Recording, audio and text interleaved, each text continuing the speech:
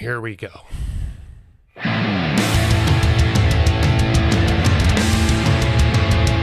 Okay, so here's the thing about AOC going to the Met Gala and the criticisms that have been levied against her, especially from the so-called left. First of all, this shit where people are talking about taxing the rich actually just helps to preserve the elite class. Let me put this to you bluntly. Shut the fuck up.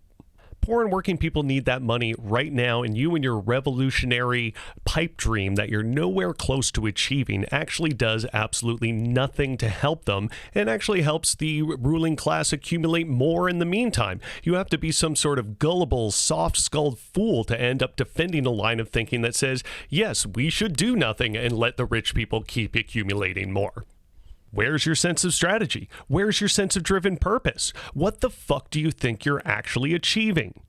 Also, I keep seeing this some sort of copy pasta bullshit going around where people are trying to see AOC is sold out, and now that she's backing Biden, she's not talking about any of the core issues that she used to talk about. This is so fucking not true.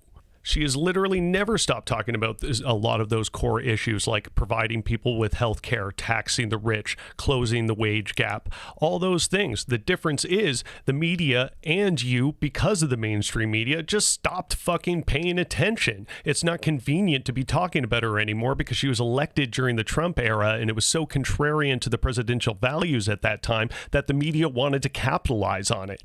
Go to her Twitter, go to her interviews, see what she's been talking about, see what she's been working on, see what she's been trying to push. The values that she's always espoused have been there the whole time. Now, I should be clear. I definitely don't think AOC is beyond criticism, but I am fed the fuck up with criticism being levied against her that ends up damaging leftist progress under the idea that you're too far left or you're too fucking woke to get on board, and you end up just repeating right-wing talking points. Also, let me tell you something. This concept of socialist hypocrisy, where people like Hassan Piker have a $3 million mortgage on their house, or the fact that AOC was invited to a gala by a black activist and a designer, these are all so neoliberal, liberal, right-wing talking points, you should feel embarrassed that you fell for them in the first place. And then you claim that you're not the ones being manipulated by the media? Really? Socialist Mark Fisher wrote about anti-capitalist language being co-opted into mainstream media as a way of quelling people's dissatisfaction with capitalism, ultimately as a means of preserving it. I've seen that applied to this situation. What's funny is it's working in all the exact ways that the ruling elite class would hope that it would, in terms of us being anti-AOC and anti-her ideas.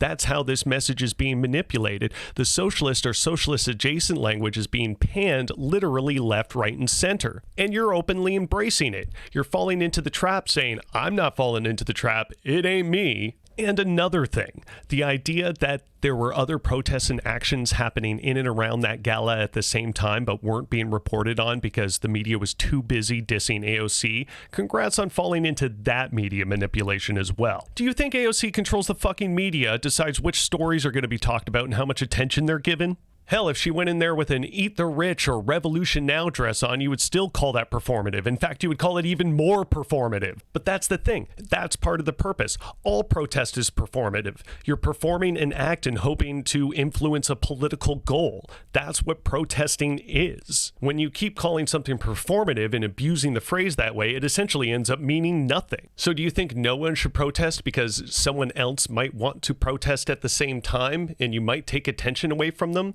Fuck off. That doesn't mean anything. That is so useless. We're all in this together and after the same goals. We can all lift each other up. Now, if you're mad BLM wasn't getting the attention that they deserve, then talk about how BLM wasn't getting the attention they deserve. Framing it all around AOC and what she was doing just furthers the problem you had with it in the first place, and again makes it vapidly performative. This does nothing to help our cause, and it only helps to sow division amongst progressive and leftist-minded people and keeps the elites insulated from harm or criticism. Pull your head out of your fucking ass and actually be part of the movement that helps people. I'm finding it hard to believe that all the people that froth at the mouth trying to diss our most famous leftist figures are even in this for the right reasons at all. Hell, I'd even be more willing to believe that it's those very people who are the so-called CIA bots that are trying to sow division amongst the left on Twitter. It's those people I'd be more suspicious of. Watch the people that are always trying to throw a stick in the spokes of progress at every turn. Like, you think AOC isn't your friend? Nah, it's those fucking people who aren't your friend. Listen, Jeff Bezos went to fucking space on other people's labor. Tax the rich. Hi there, and thank you for watching this clip from the Rough Report. If you like what you saw, you should like, subscribe, and share this video to as many people as possible and help this channel grow. Thank you so much, and stay rough.